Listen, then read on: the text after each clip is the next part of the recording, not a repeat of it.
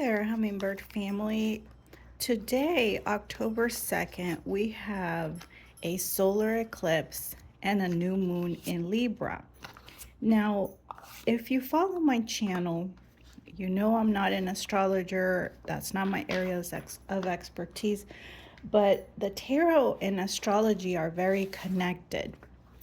So I dive into astrology in very superficial ways. And if you follow my channel and you saw the readings about the full moon, you will remember that I mentioned that there was a full moon in Pisces, and Pisces is about the fish in the ocean. It's water, and water represents our emotional body, right? But everything starts with us and then it expands to the collective. So in these readings, be mindful of how uh, the the astrological part, because we're all connected and our ancestors used to follow the stars and the movement of the planets to guide them as well, right? There's powerful energy and forces, and many astrologers predicted that the past full moon in Pisces might also impact bodies of water. And we're seeing that throughout the United States. So we want to honor the people that are suffering and send them love, meditation, prayer, whatever it is that you believe, so that they can, excuse me, so that they can face these challenging times. Now, with the new moon today in Libra, Libra, I'm gonna show you here. Libra is the planet of balance, of harmony, of justice. It is about relationships. There's about having the balance between uh, two different oppositions, right?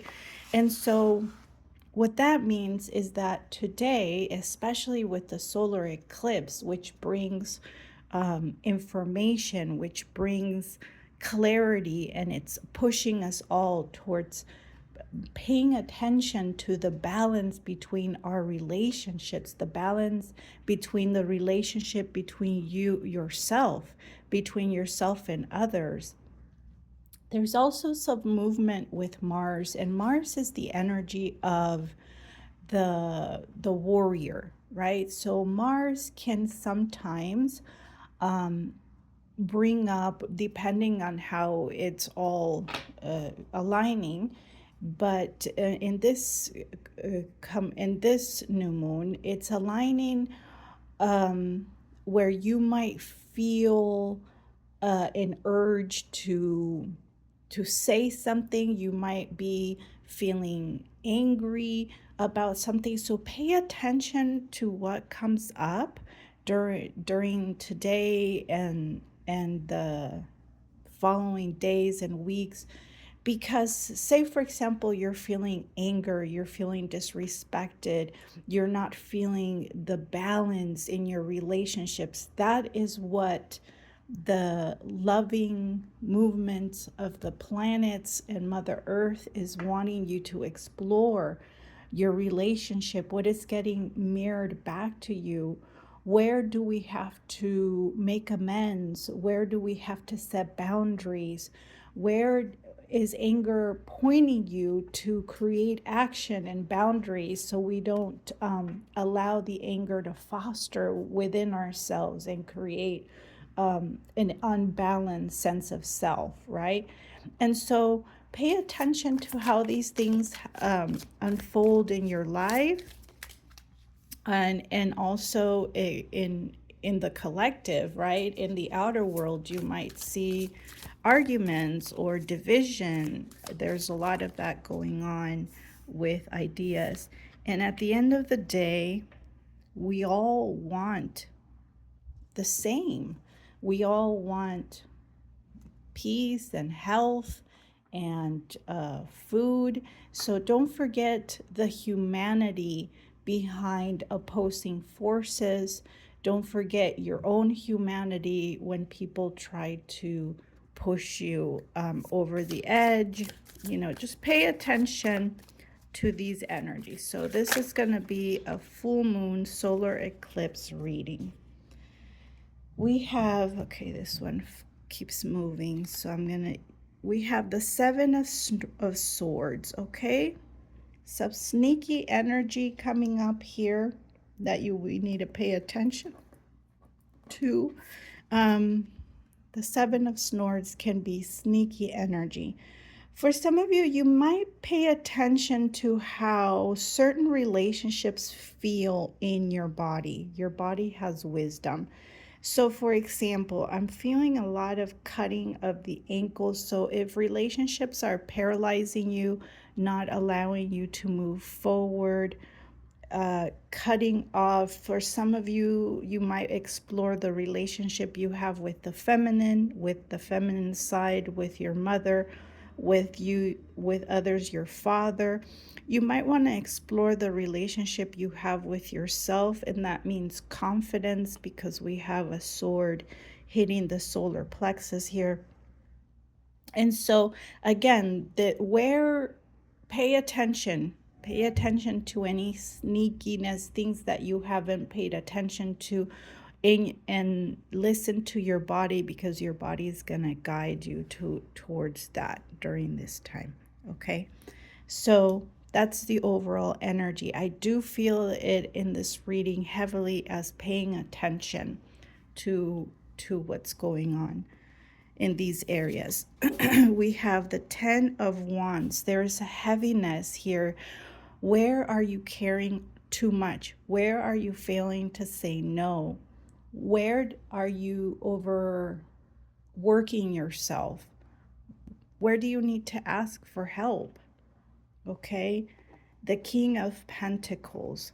There's an energy within you that is magnetic, that is creative, that has ideas. There's entrepreneurship here that wants to be rooted, that wants to be expressed out, okay?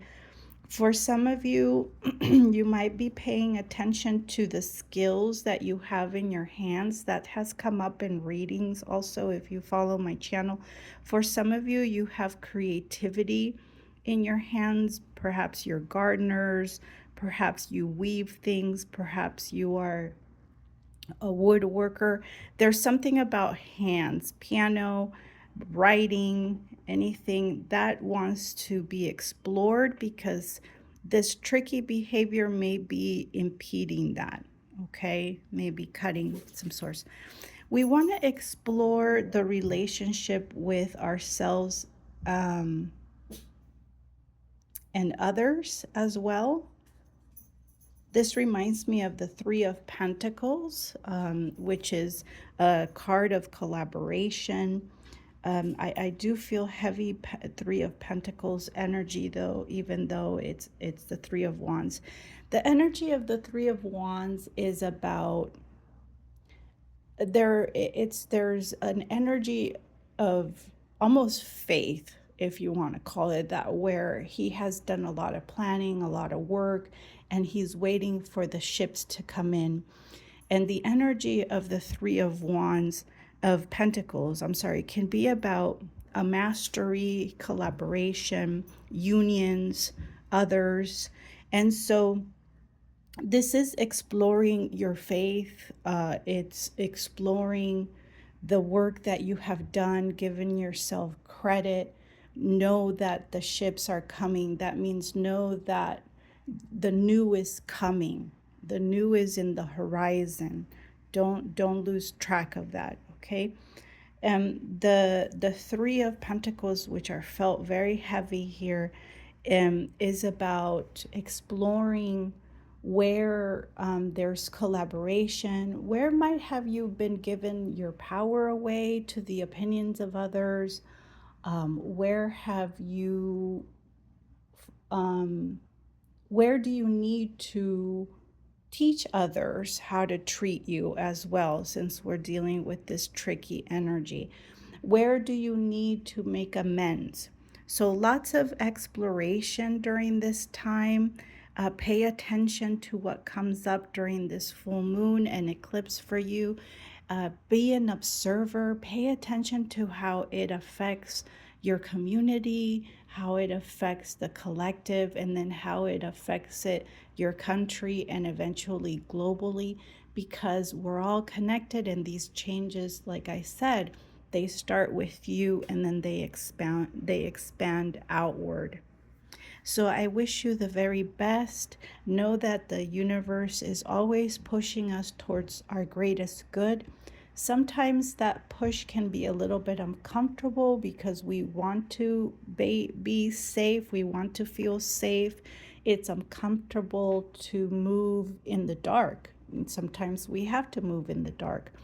And so, but there's always signs, there's always messages. Be in tune with how your body perceives what you're hearing, listen to how people treat you and how you treat others, and then move according to the person that you're trying to manifest and the energy that you're trying to manifest in your life. I hope this reading was helpful. Happy solar eclipse, happy full moon, and let's set our intention to send positive energy and healing energy to all of those that are being impacted by global changes. I wish you the very best, and thank you for being here, for sharing my work, and I'll see you in the next reading. Bye, guys.